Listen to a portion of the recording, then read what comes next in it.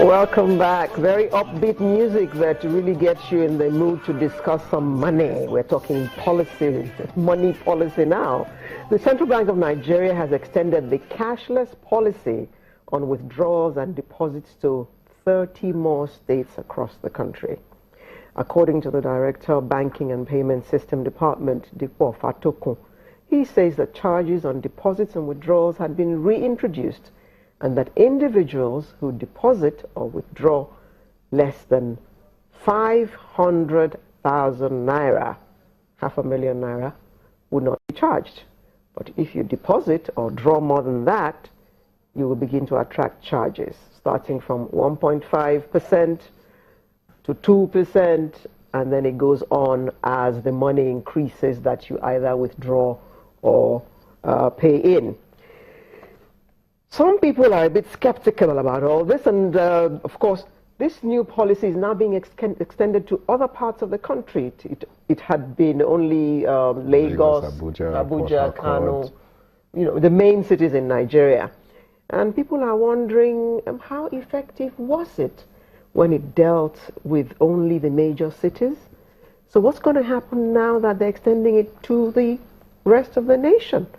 These are things we're going to try to explore this morning, and to help us do that, it's my pleasure to welcome a development expert, Mr. Ayodeji Onigbogi, who's with us here in the studio in Lagos. Good morning.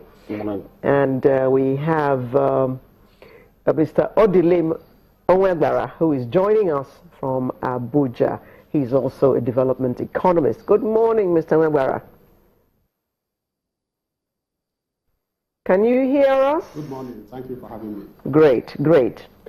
Now, yes, I can hear you. Great. Now, we need you to explain to us this 500,000 naira deposit and withdrawal that will now begin to attract some commission, should I say? Has it always been like that? Charges, not commission. No, okay. You see, let me first of all tell you that that the idea of cashless economy is a good idea, but also you don't need to drive it too far unless you have already made the necessary infrastructure connections, so that those who are using these things will enjoy and will not be exploited. Now, the good thing about it, okay, let me start with the bad thing about it. First and foremost, we have a problem of connectivity. If you go to ATM to withdraw money and there's no connectivity, you are bound to be stranded. If you want to do e-transfer and you discover that there's no connectivity, you are stranded. Another one is the CBN now makes it mandatory that the banks charge on each amount of money you withdraw, each time you withdraw money from ATM. It has, because of this, the banks have reduced to 10,000 the maximum you can withdraw each time, so that they will charge you. Another one is, if you allow this to go on without putting the infrastructure in place, it means that petrol stations will have difficulty carrying a lot of cash. Or they can now make it mandatory that you pay those charges that they are supposed to pay when they go and deposit cash. And also, Bureau de Change operators can actually tell you upfront, we're going to deposit this money in the bank. You're going to pay us, they might charge you the highest. So these are the issues that have to be first and foremost dealt with before you come up with this policy. But the good thing about this policy is that, the cost of printing naira and circulating naira is very high.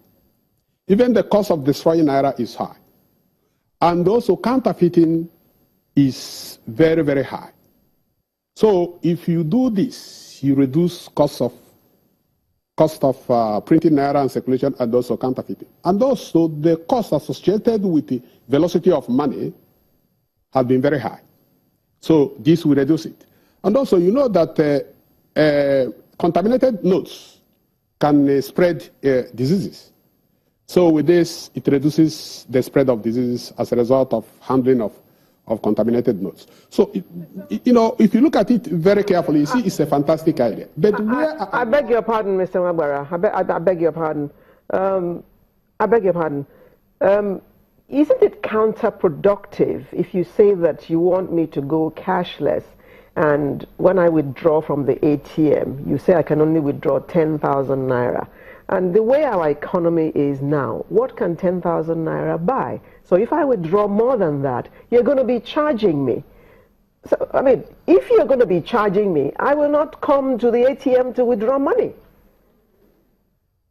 So what are you trying to achieve? I mean, the whole policy now seems to be working across purposes. The banks now make it maximum you withdraw.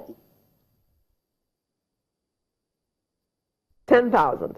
That is, you withdraw 10,000, that's the maximum you withdraw, so that they will charge you each time, because if you want to withdraw 100,000, you have to do 10 times operations, which means they're going to charge you 10 times. Jesus but Christ. Normally, some banks used to give you 40,000, which means you could have withdrawn twice, or more or less. Yes. So that's the problem that CBN has done in order to help the banks, and also to make Nigerians pay for services actually they're not supposed to pay for. Because when you're withdrawing your money, you're not supposed to pay for withdrawing your money. When you're paying your money, you're not supposed to pay for paying your money. So these are the issues that I think that the National Assembly should have to intervene.